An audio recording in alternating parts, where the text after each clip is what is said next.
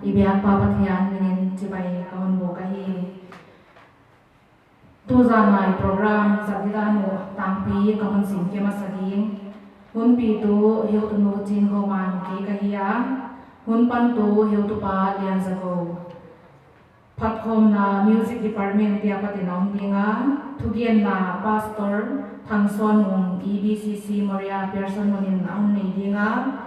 to zo chang ina phatna la hoi ba na thum khom na heu tu pa kam khan yanin ang nei dinga phatna la isamnon dinga to zo chang ina hun kham na local pastor swan goi te mon nei dinga hi tu zan program sang thi ding ina pathianin mun hoi ta ka hon pia a chinglo te chinin a hon bola a he phi na te hon mo sakin alai na te a sa ngai na te hon tang sakaya ibya pa pathian ke na ki pa thu igi na hi khobiel pi in a hon to mi the cha ka hun chi pi in leng e ke he ya om te hoi na sia ko hi lo na pathianina hin na ha lo tak te hon hoi sakin hun hoi te hon bo sakina to zana program sang thi ding in ioma thak thakina pathian ke na ki pa thu igi na hi toilai ten he program zata om iong na cha ta man phataka sang thi ding ai ke le man phataka na ngai hia wazo na thu le la hong ki gen te hong ki satya pata wazo na na tang ding na ilung sim do ko te hong in huchi na ai haphat na tampi itan na hile chi ka hon gen hun pat sak ding ina heu tu pa liang zago BYF secretary a hun lang sang ding in samahi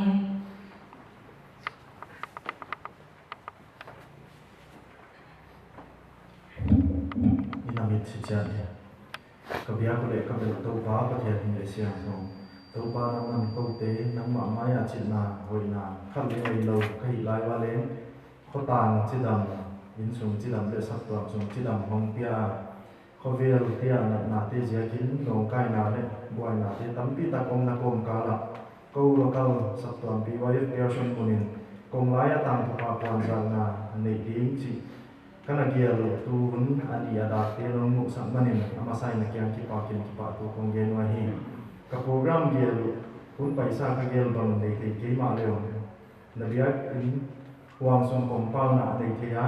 ya una akizang ka di ke pe te ka pastor pa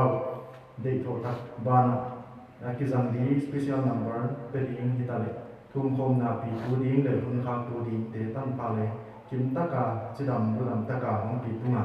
yai hun te man pha le ka twai lai pi teu ba na ka khosung ka sak tuan pi teu azapati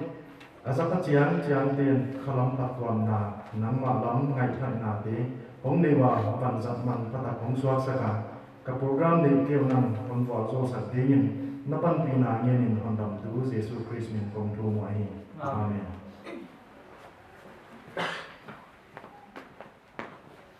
iheu to pan ihun te ahon pat saka lungmon mai mama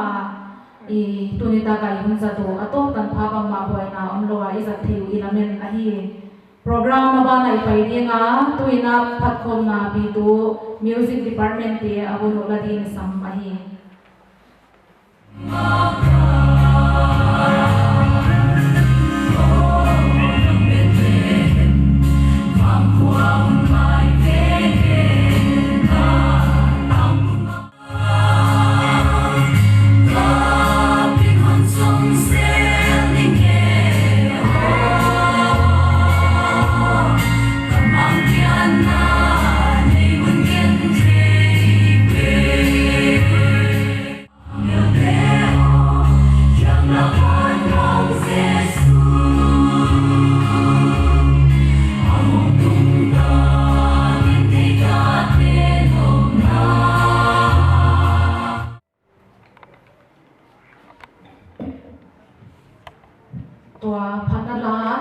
sa te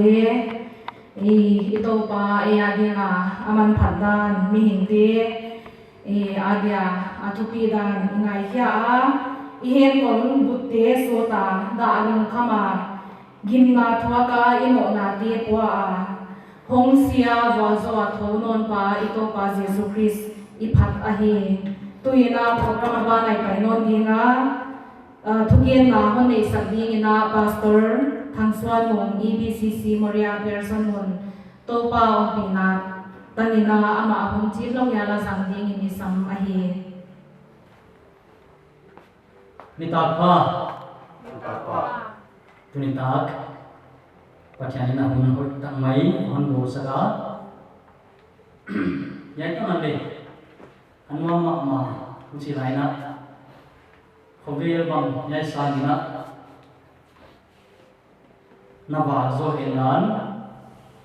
ige dan na e kai ko na toy ai te au za zabang amala sab sambam na e lam lu du bina mujna hon sang le om sanwam ro chi on nai ko sa muji lai na ku ta ka he bang hunak sa om ka le e hun na ba ke to ma le e Quran nama sama ini apa kena menurut paham kena jadinya ama saya mata kami kipat kemudian ini bahwa nak kita kena jadikan akan apa tamai itu bapa sian le to pas Yesus Kristus एक हम बेटी के इलाका हम ले लगी के पूर ani komkomna अभी कहीं जाएगा हम क्रिसमस सुनती itu pas Yesus Kristus ibadat yang ada di atas yang berkena leng undang sana meeting musma tugenzo barang ide mak maile kumula kita kuntokan patiang tu ingai nata aige patiang tu ingai nata patiang isak komkomina ebang Christmas sundi Christmas one om Christmas bolro kama Christmas sudah kayu huna ebang pulang sati bapa na ebang untan tiap kami apa kaya sama ma unun petute kemari pak turun gila bapa ni ebang untan kami nadam nahun dia dia kuatkan kita kuat kerja lagi. Tuni kalau Nenakon game kena kaya kam pide to mundun lama kuni bersama koma anu ma bangga jam lo kasih bangna huan tamai mundun lama isang koma tuni kalau ni bapa mila aku beli jenis jaket bapa ram bang just sampai di mana unika ke bang pun tamai kongsi makam kawan sana unisa konting apa berasa abika dengan le malka kena bang hun isa si kipa wai sana le bang wai sate putih kuma bang wai sai pacan kipa nale pacan punah lagi si bogena papa pun dia kalau pacan ina satu amila ni ramang ina patian kana sena sunjong ti chi dia Himalaya si sempurna pan ila chi ikan lega kata panakan dia Bible ini kata-kata sembang yai dia kan sana isin cepung kenai baca ina iman apa marilah kita Turina patian tu asa sama Himalaya Oimo kisalong-long le ko igam suna umnina kita Kunci so gomina ni tambi kabe patian bulunggul patian lalunggul aige patian mungkilo lain bulunggul ni tambi kabe oma wama ni suami wama dang tagar dia ina isa suami tu ni kan aitan lana ekong ingai pasana patian ni pina Nabi tak berpuang sahaja ni kuah, itu ni tak kena jaya ni lebih sana lain lah. Bapa asas kami ni pandang tiring, patian ni nak konpa koya, cuma bapa nak nanti kita nak ipak tu pun ni lagi. Tuni tak kena ibun apa bang cibangnya sampai bang pulang pagi dia yo cigomi kele lusina. Karena nakwa, uci lainnya itu pi, elok sunggongkot nahan lehan, godang bama ayam lagi, ci pansana, tualung sunggongkot, ihon huna, tualung sunggongkot ihon toke kana, konbegi nahan sa, Yesus Kristus manidan, le amanat kumsang le pekesahun dia, tua abe pintan aling. Jatuh ke tanah lagi hari luar. Tua be nanti malah dia punya nalu sumber pun nak ada. Ama tua membuat lima mandi kehidupan.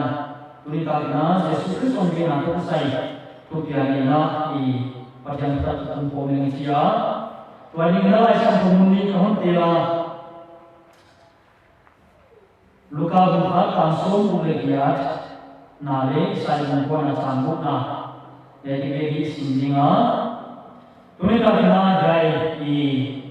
ikobel sejarah umur kita kita keng, ipaikong tegi dia. Imale misyante sejarah, kaya kapau mikat ni dari mana jasa ni seperti pamai nak punya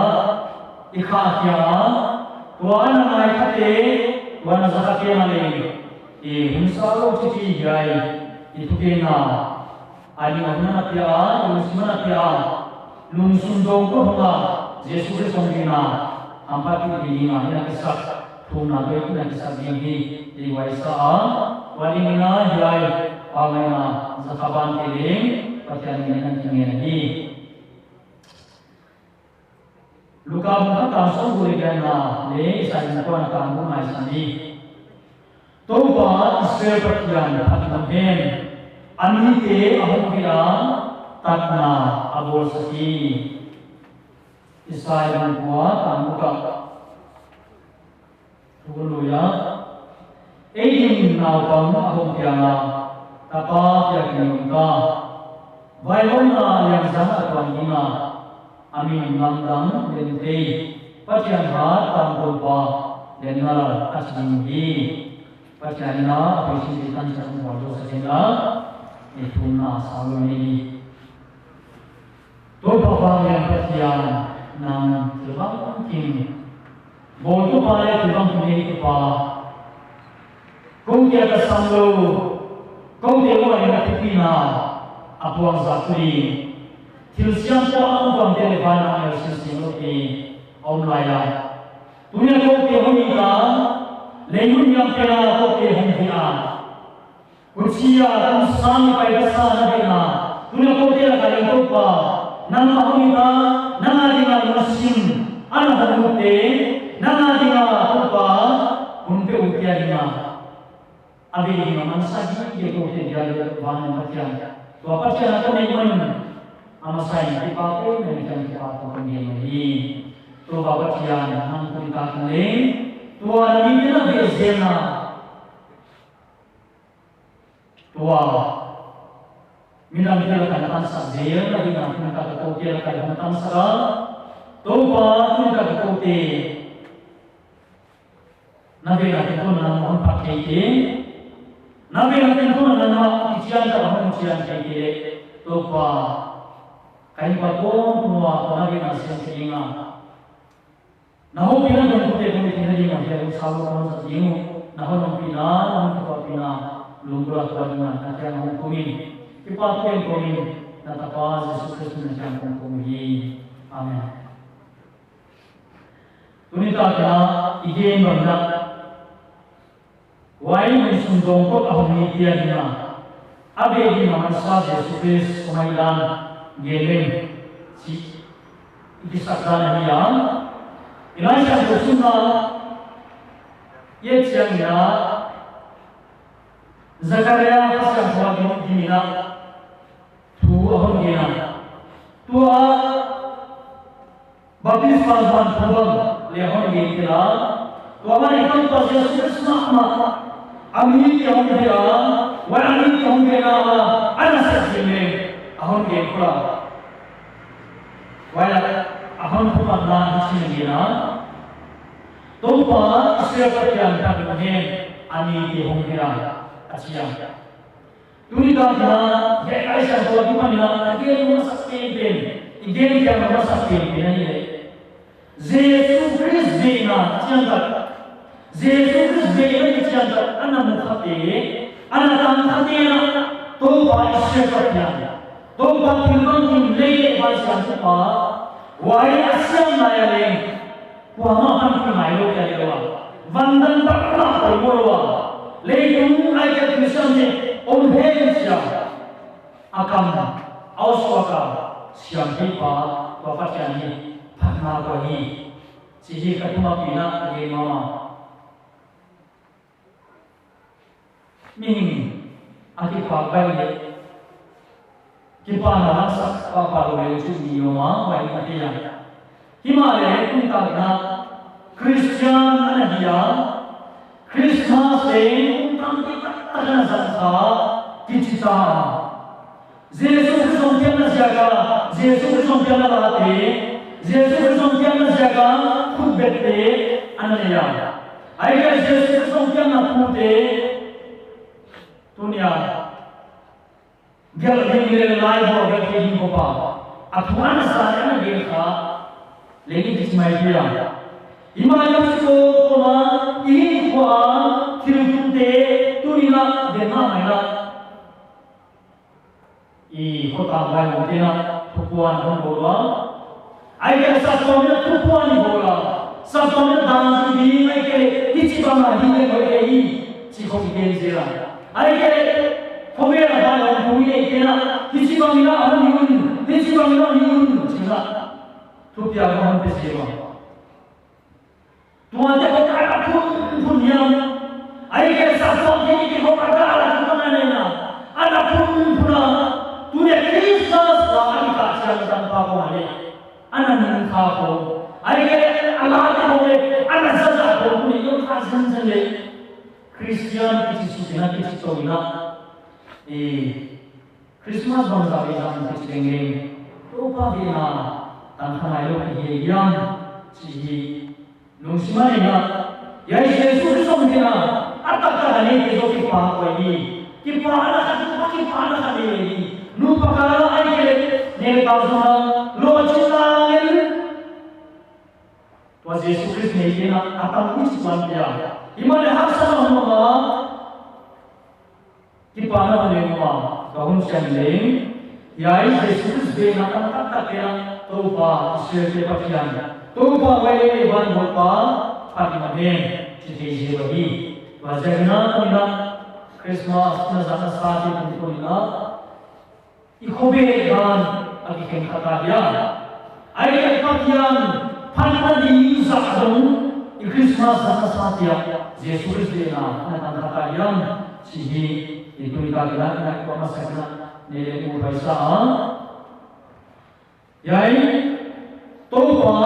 ve na ta ai ke to pa je su ka sian ka mu te in hua toy lai sa ko sin na pa bu kha na pa na dunia ye ta le velam chi ke yen su ka velam sin te na pa kyan pa ko le tak ko ze aki non ta chia velam sin te na se su ze na chian ta mai anan nuwa uchina pa kyan pa ko le tak ko na anas na aki non chia why male non sisno male bangimoy selection ang genyo na why na leng ito ba Jesus Christ amua ito ba Jesus bena kanya atam sagna patyan kaya happy kanya ki papogina to aban aban Israel na ana leng ito ba Jesus Christ mo di ko mama uchina anmo te ko sa lorina ito ba Jesus Christ napin ta dina ananaga uchina hon mo ta dina to pa anakamal ahon so kya project na tuni ta dina ito na kya ye no to pa Jesus Christ de na tantena to ba Jesus Christ mo siya dina in kwa punna din yo na ipana ni tampun ta muwa tuwa ni panaw le lang tilmaya ilo na to pa ba ki pa te na di amwa so na pe pa kya na ipan ni se hi chi hi I ge no sa ke ai ge ka dei ge ga la aki musa te ki muse ai ge ipai na sa pa ya ni ja musim ko chi ta ka om pe ai musim sa so le ki pa ma so sa te na di bang la ka dei sing ka ma ki ge no ma uchina ti ba ge chan na ki pa ta mai na I ni ko la te ko ini tu diksan ka ki pa na na sana ai ko na ya Jesus Christ ami ki hombena tu aba ito ka Jesus Christ na ba na van ni wai boy sa wai van alam pe cinta pa pa sana le ma ka ma ki ha ya le ma hi wa van sa na van ka ma ma tu pa sa na le ma non so yam sia le hong sia hong ni ke ya ông về cái tôi đi chỉ tôi đi ta đi na ít thì ngon không phải sao ít đâu là sẽ xuất hiện lấy chúng cũng chào mừng cái gì đấy anh làm rồi mình vào làm sao non là mình rồi đấy và đi tiền thì đấy anh đi à igen ka ok tôi đi ta vào làm phong mina ít rồi đấy ít rồi mà ऐसा नहीं ना जलाइए तो यार ये तो ताप भी हम पाई को मिला आई क्या लोग भी पापी नहीं बन पाई को मिला पन्ना वाले सौ मिला लाल को मिला कुछ ना हम संगे चीज़ों की होता इन्हें कई लोग किया कुछ ना बाहर ची वाई को बस सोम की पन्ना ले हम मेरे गए और ना मुझे किसी से जगह सोम लोग ना नहीं चीना ऐसा कुछ हम बिना बाई को नहीं आने की चीज़ tu amna kita ina itu pa ni ai ku be ni lung na ni khat lo dia ai ke le ku ai la di ba ku lo dia imale na le ke oni na ja na on be ki so ni to ja na tu ka na lung sun dong ko ma ama be na ana pa pi ni ki cha so ni so ni ye wo be na alai sa bo sam te na su na wa isin agama ye agama ni mikhat babe zwala puchia musia mai ahasana babe ti manlo musia jam ai ai apo ko ne babe a damlo ne le dam chi bam nan na ya ya na bam sa pan kam ta chi khom te ya ai ai den na te ko ni na in sumi de na sule pai ki ne ya chi không pháp phép thì ta là ai cái quá sa tu sư cái này vậy là nó cái adam nó thì nan lại ra ai cái adam nó thì nan lại ra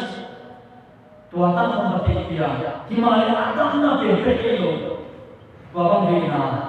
thì đâu đi chỉ lại sang một số thế đó ya kia nó còn là anh kia xem đó tua ama kia sẽ chạy rồi đó cái lại sang một số thế nào ami ke abong hina tua be tan sa ko ko na tan na abol sa ki achia tua hi kun ka na ikipana wai Yesu Krishna ei hong ki ko dalala hong hina ya ta hong ke iswa ai ke hina hong te ya ucapa na hong pan pi ke ni na tha ha na ne le tu ni na Yesu Krist ipoi no ni Yesu Krist Vela anak kami cina ini siapa ini mah? Iman pada Yesus Kristus ini siapa yang lagi bangna? Lepas hamsa sahaja om ina sendiri pakai kita apa dia? Pakai kita apa dia? Ayat itu na nekin tasam kau ini tuh yang pakai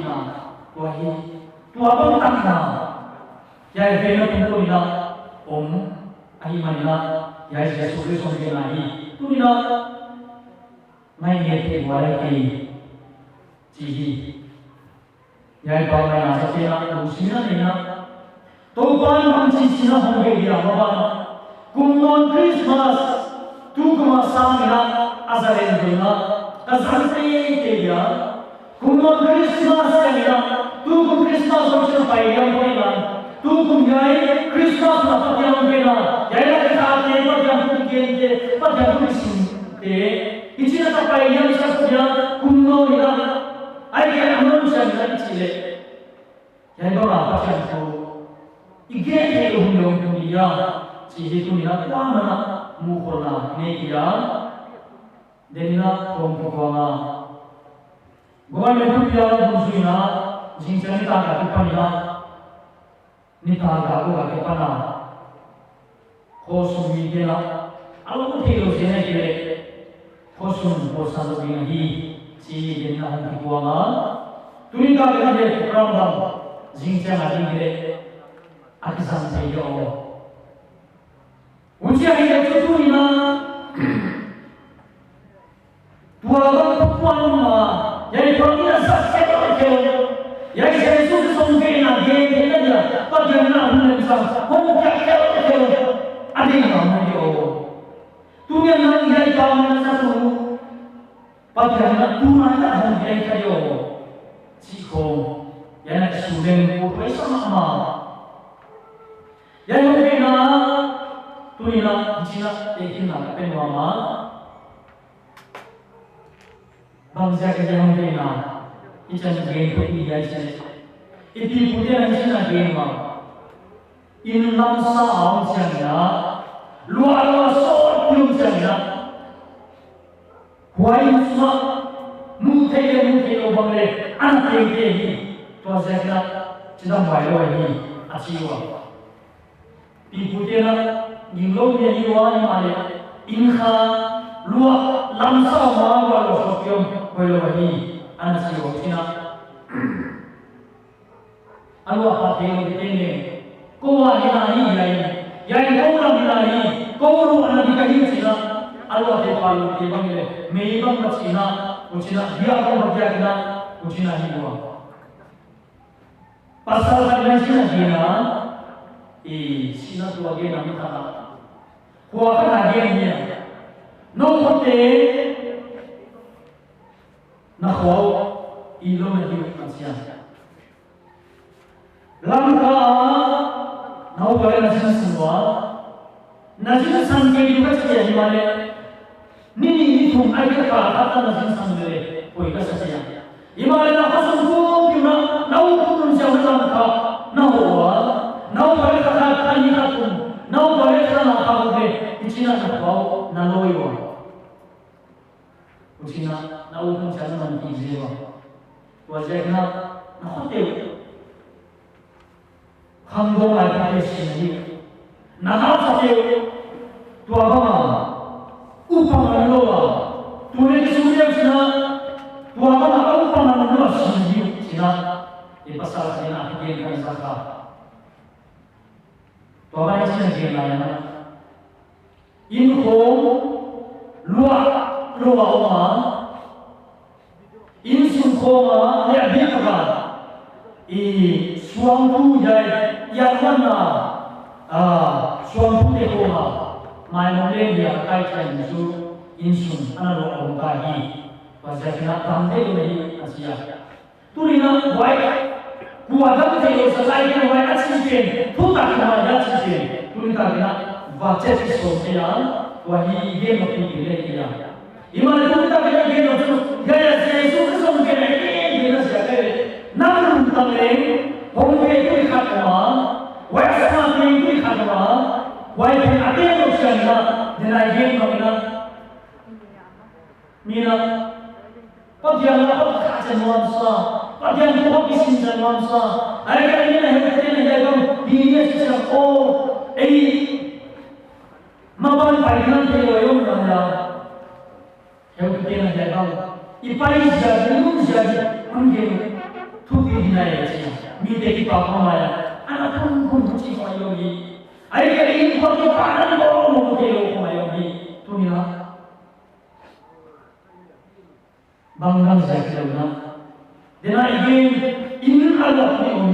ayat khusus, ane pun ini ilu aman,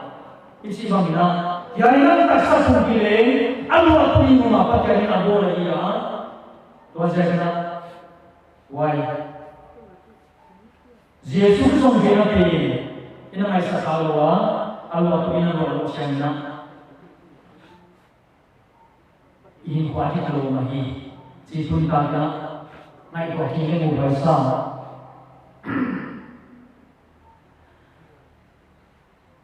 tôi nói ya Yesus Kristus dia mungkin katanya di sini di esama anak Jawa pasal Jawa Yesus Kristus ani lain di Israelan Musina kan Hanzuin Asia aile amana wa pasal para pasal apuna kuai laya hobe na zakon zoya numa kan bani wa pon san Musina wai san na ina Hanzuin Asia siwa aile Hong Kong Kampala, wajibnya tu pas Yesus Kristus lagi non asiwa. Ayam mana? Zi homenya, ta homenya. Kain pun bo baik dia, Musina wajibnya. Kain pun lengkel dia. Kaya pa itu tayo na ang buhay ko sa iya. Wazo sa nila na naman siya kahi at siya siwa. Ay Yesus Kristus ni musino siwa. Ay kung tika mujina doba Yesus Kristus na konjui at asino siwa. Imalway na aman Yesus kei puna te kakahia nan Hanzuin le bang mata Hanzuin lo lo kahi namina Hanzuin helo swap kahi asiwa ali dai kam to hi akamja kamlo che te kia imale ge mo ti ken tunta ya yai taw nai nan asakate na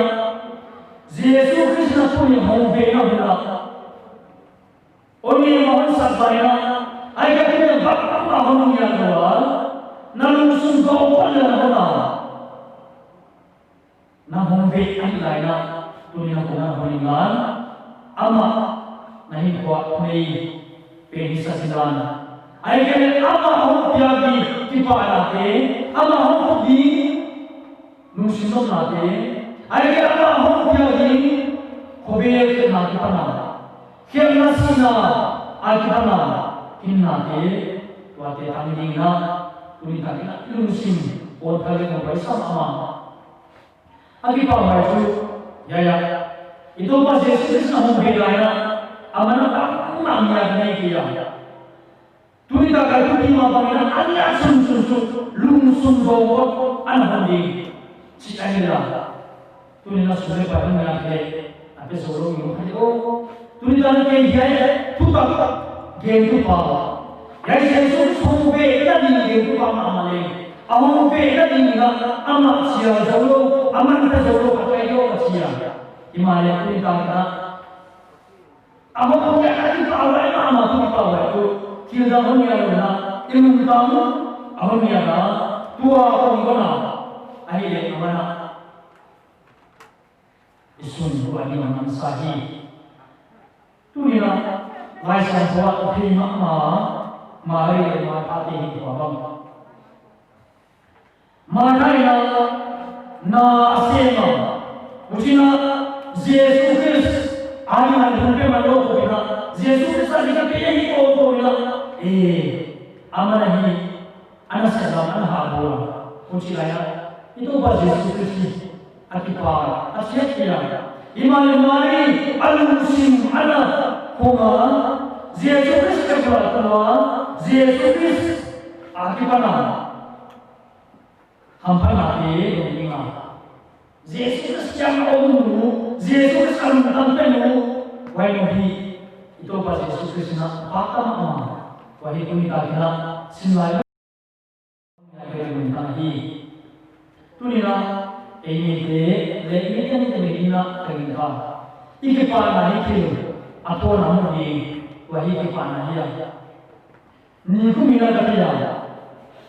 ini male makala mi dokter ena atau na wahi asis jaga makala kira kau bawa ini tandang sus mai lo wai ati male tena ati buat mana tahun ini kita kena department khada ke sab ke lo department khada ni bagi kira ada department khada yang kira munni ko kami kita lah atau nak kita pilih jaga mungkin kalau kita ni anak masa sebenarnya department dia tiket berapa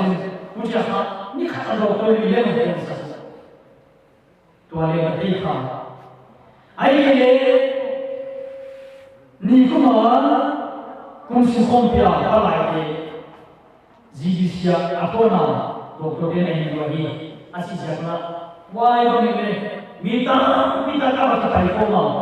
apona ni kya hiwa dam doi pona ho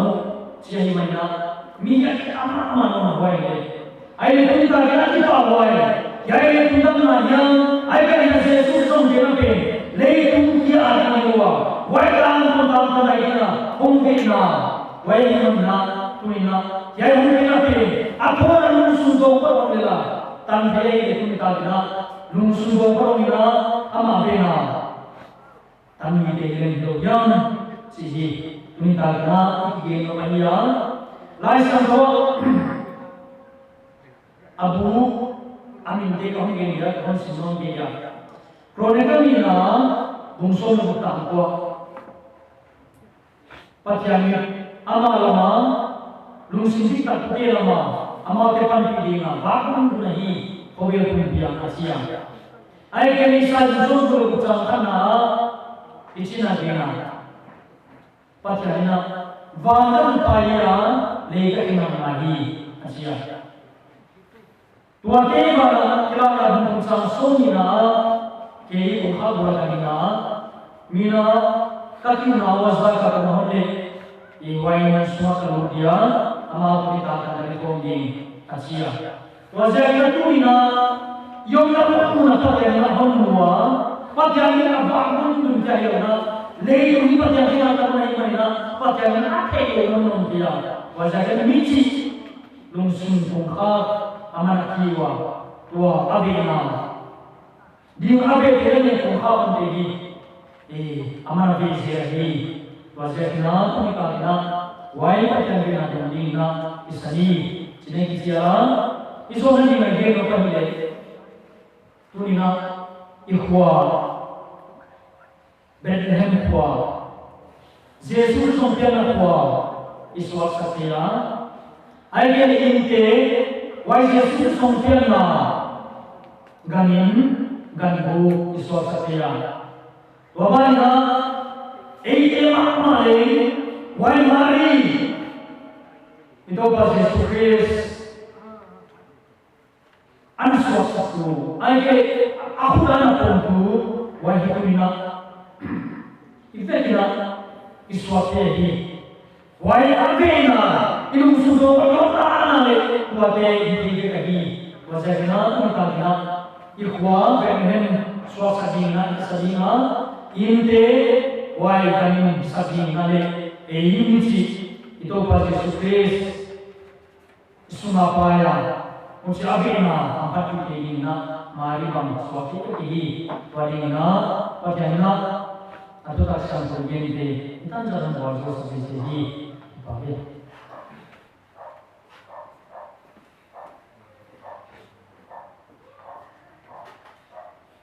Di Pastor, dito takati pagyan man patak ingay siya. Atugian de kumon na to pagkina tangilan. Asa kati teng Jesu ge na ka bia omte am phagan de isa Jesu mi nung sin dong ko thong te teng bi lo ma hi ji te isa to lung sin dong ko te an thong te ki ni na to pa bi na ni a hi program ba na ipai dinga khana la sa di na ro to pa thang zo yan ama isa ma hi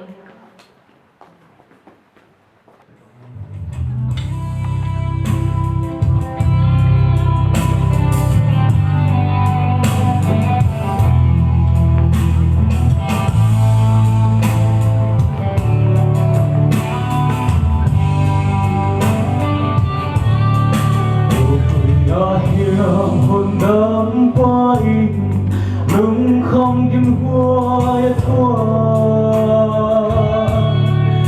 mê lưng đâm hoài mũ toa về ít na sẽ sân loan na ô na si sân loan cả mu chia mồ na tình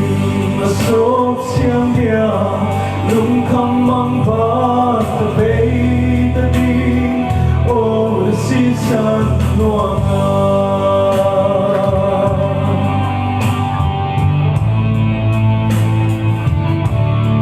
ô hồn ai về tàu hóa tu in cầm mồ na sốt xiang đi xin lệ a số nang ma lâu nga xian na đắng ôm lâu hi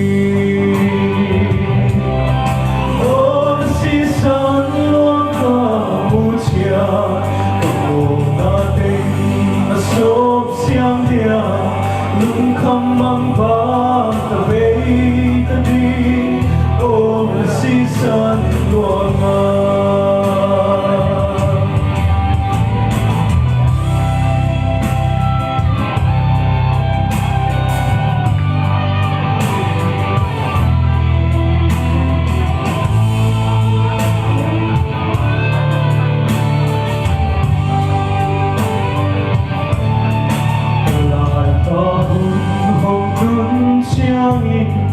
ít na in hôn tim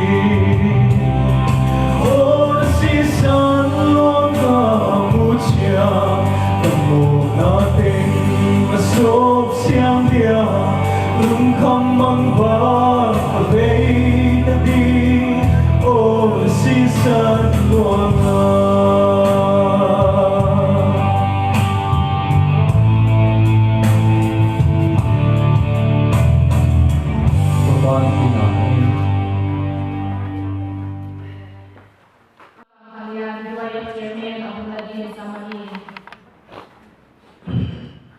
tôi đã đã thì cái trại gia vốn hồi vốn năm thật ngày hôm bồ thì đã ý mình ra là từ chúng tế băng từ giá toàn tế băng dùng sự mong phổ cây từ cắm thì lệ tú lại có hay là thì có chẳng là tôi thấy là cái gia đình làm tế băng như thế à cũng chỉ lại là tôi đã cả phùng gồm là cái này đi tôi thấy là ý là ông hay là giáo phận là yom namun kita tak tahu tiada yang guna. Mima tak kira phùng na guna na sang sini na masa ina mohon jala. Tuli tak kira. Phùng na poi di kalau sima di poi di kampung mama. Di tu lah poi tu di tua kau apa ngah dia mesti lain na di poi di kalau sima mama dia ni karena kita pujian naปัจจัยการที่ผ่านทุกเรื่องอันนี้นะตัวป้าในทุกบางเรื่องในทุกบางคนเรื่องที่ไว้ที่เดียวกันสิ่งที่ว่ามาโดยเลยพระพุทธเจ้าคนที่สิ่งที่จะเล่านะเล่าว่าใครที่จะเล่านะกันผู้กับกันตาเดียวที่เล่นก็หมดตำนานที่ผ่านที่กันนี้ที่บางนะdunia itu saknai itu, ini kele, ini sumber munteja, memang munteja bang, ini baca ni lah, lei itu tujuh ini baca ni lah kita pujian nanti omlo bang, lei ini kemai dia, bila lei pertanda ala tanah, perjalanan pertanda ala neta, pertanda dia ala kita jadi ni lah, baik pertanda dia lihat kita dulu perjalanan lagi nanti komponen ini kita kira program ini tentu le pungkom dari sana ini tentu ni lah program ini baik kata so le apa mungkin le ini dia lo sama ani alam tiga manfaat le perjalanan apa tanda kita kira ini apa ni lah tu ini ikut dia ini tanda le ini dia kita nanti okey le kalau makhluk pertama kita nanti akan mungkin dari sisa dunia atau tidak dari kumpul tidak pun tidak perjalanan dunia kalau pertama kalau orang lain kan jadi kita pujian le si apa yang masalah ni kan ini nak Yesus Kristus ahum dia kita nungas yang tahu jangan bahasa tak kena Tapa ni itu apa dia? Nungas yang jomari na, lamdan asama. Mihin naik pada tinggi telo. Mihin naik pada nungas yang jomat gaya na tapa ni mihin naik pada tinggi telo. Ahi lain na bahasa tak dia perjalanan kasihan jauhin. Perjalanan gaya sakar. Na tapa Yesus Kristus pai sakar. Baik yang ini kita lagi ni nak, mari nak nasi anu kali nasi bagai kita kemudian nasi bagai nak ini nak ini malah ini kuah ni ini ini kerana yomna ni kau gambar dia ni dunia perjalanan di dalam omtelo perjalanan di dalam omtelo ni perjalanan kita ini nak nasi bagai ni nak dua ni nak bagai ni bagai kita kemudian jadi ni nak Tuli kagak, program ini tentu le, pun ini jadi tentu ni lah. Tuli nak perjalanan jaga, nasi kagak ini nasi bang kita cuma kemudian jadi lah tuli nak, gaya pun kita pujian hari kita jaga pujian saja, si nak, kalau dia tu nak, yang namun jasa yang tambah ni nak pun ini kan tadi, pun sekarang. Dunia nak tahu dia. Nata ditago dia ta apun bola, baca apun sampai nolo dia. Nang ini najaga ni najaga baca sampai sampai dia. Hampa apun belajar ini dan kepapu yang kemudian wahai. Tuli kaku ini itu bala ni najaga dunia. Namai mati dia. Nang najaga kau imut dia. Nang najaga kepapu dia. Dunia tu bala nama tu. Orang hujan ni jika kita benar kita kemudian wahai. Ini kau bahagia kau cái hồn làm thế rồi dunia là thằng bay là đi à cái là đến xóa cho thế rồi cái gì đấy wa người ta coi Jesus Christ là thằng bay là cái là hồn tâm ao mà này là giá cả câu cá dunia là ta đi là cái là nó vẫn cầm quả lên túi là giá là ông thấy đi là câu cá hàng thân là nó không kéo cái gì thế thì là cái quả câu dunia người hay dunia câu cá cái hình quả tiêu cái đó nắng mà đây là hình quả tiêu làm thế rồi nắng mà đây là thế này quả thế rồi nắng mà đây là thế là câu cá ông thế rồi nắng mà đây là thế chỉ rồi có ông này vào lên câu cá này thì là giá cả dunia nắng là thế là thì thế rồi ông đâu ông sa cái là ông kia ông đâu kia ông sa cái ban dunia câu cá nhà máy ban cái gì đâu là tiêu thì sa sai là thì là này thì là nó rằng là cho tôi tăng pa nó hơn kia mà nó hơn kia câu cá nắng mà giá cả tôi tăng pa câu cá hình là đầm là thế này dunia nắng pa không sắm thế dunia câu cá nắng mà tôi chụp thế nắng mà tôi dùng gì thế ông cái gì đang theo cái phố thế này này cái quả phố trong kia mà thế dunia câu cá hình là gì là gì thế rồi là gì là gì thế là gì là hạt song rồi là gì là câu cá thì tên thì thế đấy vậy là cái gì cái câu cá tôi nhớ hình kia cái là cái gì thế rồi nó là cái là gì thế nó gì thế này cái hình tôi nhìn nó cũng tập cái hình nào cũng phiêu cái này còn nào còn sinh thành thế mua đấy băng hình nó cũng tập không chỉ cái này ấy đó là nó không chỉ là cái tập thôn thế này mai là không kia nó không chỉ là tôi không thế kalau soan thế gì không cần phim không kalau soan phim không làm juga đâu kalau để chụp phim nhìn là jangan pak punya ini nó cũng tập không cái này cũng mua đi Amen.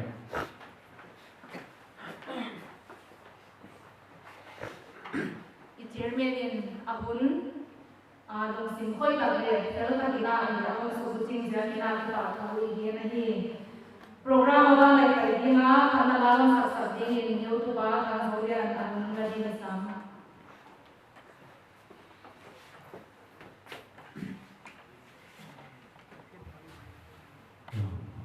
và được kiện chỉ là sẽ nhận cái về cái việc ngon của lại sản phẩm này này.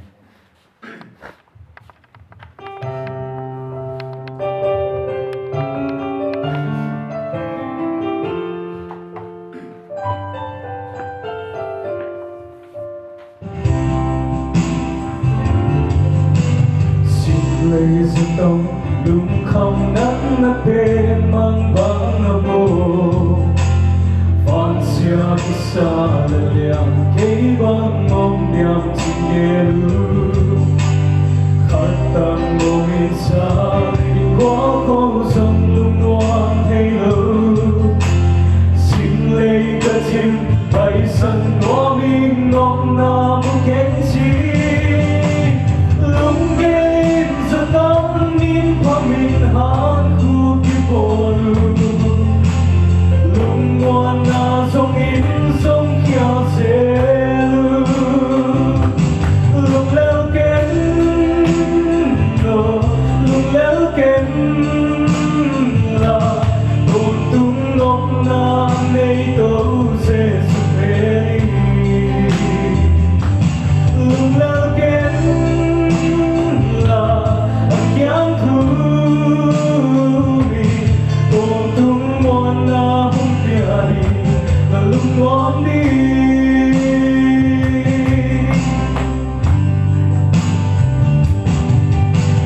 Đau về kỳ bên lúc không nắng nát tên không tỏa như lâu Aso nga hao sa ta lúc không mang bận là siêu lấy Để sa cái chính lúc ngoan xí na nát na phù yong lâu Lúc không lôi không in xin mấy điều doan in ngó Lúc ghé lên đột vỡ cái sông đặt na in đất tuồng đi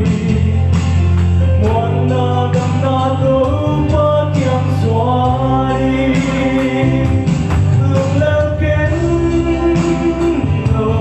Lúc leo kén là Tồn tung ngọc na nay tấu sẽ sụp về đi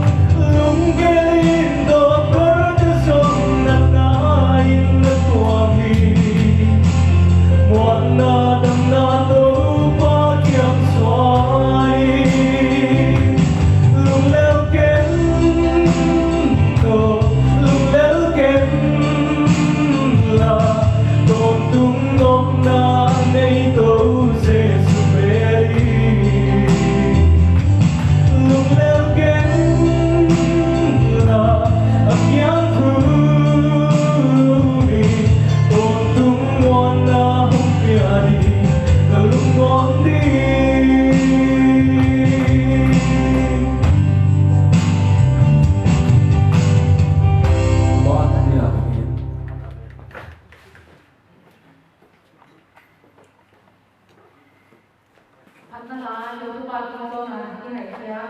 ตัววันที่น่ะทั้งที่นั้นอามาเรียนสมที่เรียนกินตัววันที่เรียนนะโอ้ยมาที่ตัววันที่เรียนทำที่เรียนตั้งแต่ในเรียนตั้งที่หัวโซ่เลยที่อ่ะอีละไหนเสียก็ปฏิญาณตาเสียอย่างรุ่งเล็กก็ที่เอาหมดกันอีไหนเสียอีรุ่งโตรุ่งรุ่งวันน่ะรุ่งเป็นดีนั่นรุ่งรวมดีอาคมาหน่อยน้ามาให้ตัววันที่น่ะทั้งเห็นprogram itu nabung kita bukan nari dia bukan nari kosong dia dengan tulisan nari ini lokal pastor sono video nari di sana ini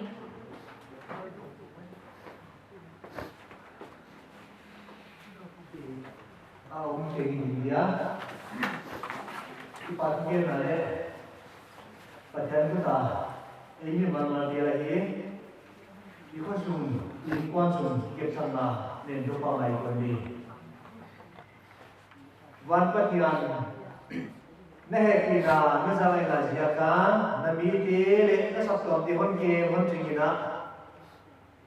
kumsang ni som ni Januari ni kada kita na hon pito ina tu ni December ni hartana kahin na halok tak ti hon oisaka nehe pina to hon ke hon makai namare jakin amasana tu kipatu to hon tumaye hipis yakina nalasan nate hon tumina lumai bamba nate hon tumina seble bola nong kaishim takina to pahobe ra samale ule na munzale taktuza na hon piaina piasu dana sabtomte laka toila idena namna humpiana wai to saya program dia boina wai lang musim de ngai to na de hon phadi jim dilte napan nala de te na dhude ke hon de hunzale na hon bol saki nahe pina to he pino sona hi ji bogilen ki patu hon tu rahi program ke lambang magdo padhon thang do saka napan nala ka sab deu tale na dhugen deu aginga dai tara be mai lo wa asa dhude la tu ne pai hon ke adiga khalang ko so tu pina ke digna nang kata kena ni mal chi na ba so na hon tu ne chi ne kyam kom tu lai wa he baba thian tu sa na pi ta kina Biarson munara satkomte khotamte ni malmal de hot ke bita akala kina na nate liamle baina komi jakina to pama leule namma dini te nare ke na jakina asira namse namle wana hot ki hogi nakke bin na tanlaya na khana ko na tanlaya na khaina to ko hon ta saro nahi jimage jagojong yai ke de jakina to ki pa to hon ke wa he Papa Tian, tu zan kita beranang diri tena, tahun pemuwa, tahun mayua. Biarkan kami nak tahu pas suka ciang kita le. Ay kele tahu pas tangna suka ciang kita le. Ambil asate, nang kata kena hok yang bikinlah. Yai kami ciaga nasama le. Tu ada tu kau kiberan loa. Mayama. Nakau kira, nakadin kita tanga. Sila bagi yang mungkin lo kira nang, atau kita hamil bikin kita kita kau bikin sampai. Gari terbangun menaya, waktu bangun teh kiri sukai itu menaya. Himara toba, kota nalengang, happy tak kira toba. Kau semua lam kita, hai kira toba tak kira kira toba lam kiam tehon kebisaka. Ya hidup siapa tu pangan nate, hong filosofian, mungkin dia tadi mengenal atau apa olah. Hoi dalam dalam nama atau apa, selain tak atau pada setinggi bangsa. Nama biang nahi tadi, nama kamna kasih nama dia lokal nama lo asyik dia jadi nama kamatiwan pilih jenis yang kongkong lain wahe. Papa tiang, nam mata kira ni malmatiwan kemitilan. Kait pun hon ke mitilan, hotal hon ke mitil, jina putat kena kau kem sakwahe. Tu boleh tu tak karena ya ini siakan ya te bayar nama. In semua ikeman, lumayan bangkang bangte. Nang kata kena tu pada kah diri kena tunggu dina. na vera randang ta kira tu hule tu da kalon be sakilan ngai to na ba sabi paya zan inu de lo hiam lu ngai le mong ma ngai le tu panang na luwan hai pen pe to luwana to dam na te le inu din ma te hon be sa dilang to pa le kya tom tu lai wa he babatian min dei dei na to ma mai ko wi de na chiang ira to pa sa ni ta ra te hiam ai kelamak se hiam zamale wai hiai ta ni to pa ko wi de ta la hiam himala ko wi de na ma na to pa nang lam situam to mane se ni tu pa na kama de hon pil na danga ta kina hon ke mitil na ko wi de na ma na to pa nang hong pa nga nang pe mo sa pang ko ina kami malin ko de ta le kain ko na sa to no ta hon ke mitil china ko ta ko kem sa lai wa he babatian kai the nam to mar nam to dil bam ki be de ye namon ho ya ya na hi chi bo kila tu sa na to ba ya mira program ka sa sumuna aza khate hi tale pai gon te hi tale na kha ko na tam kom le mai la ma to ba christmas hong tung ning te hi to nam le ngwam ta to ba mai to thi di na nang nan na ki pan hon ke mitil la si na ki pan hon ke mitil la lungai na ki pan na to pa hon ke bila chen chen kya ko gum lai wa he mari na kahin na to pa pa to ye sia to pa na pa to nei ko kya ko to na tu na tu le na ka sa ke tu to na nang ma pa to nei ko le di nga tu zar ka program de ko sa ko nawi he la ani ya kha ada ka hum tu chana to sa tu piso na ma sa kam te ki mal te le khota gira tu pi ta ka hon pa thoi de gira nang bowam chi ta min kwan chi dang le tu ba khota gira man pere chin chi la jam tu ma he tu sa na to ba hom pai ko na wa ning ka hi wa kilom ko jia kiam ai kala hita se lo ayem chi chi a to ba ka na ba kiam kha kiam se pha ko na to pa he ko de kin nang ai dam na hon tu ni chi nang ai dam na kiam ko tu ma he na ba na ka sak te u de na tu gen te u de tu pi na pa to na tan ni om tem tem gai ke tu to de nam hon pi wa he yang ke pa to ba na ba so na to khena lum na ma kom de te ni ram te na kha ko na ta ma to dam ni ngwam ta to ba si ni than ni te sam to wa kal so na kha ko na le na kha pi na to man ta sam thi dam man pin chia na ki tho pi na om pi na ma kai na ya program tu to na ka tam te sia kwa ki pa thu ke le abin ta kina mi mal in ko le sam to le khata nam ma om pi na ve pi na kha ko na ta ga ki ke ma ka so de di nga nam na ku ta ko ke sa tu zui na nang ta ka hon ke mu din sia na ku ta ti ke sa ki le tu pi na pa le na hon pi ai honon ram tu je su fe no tu mi amen yan pi na ta ni no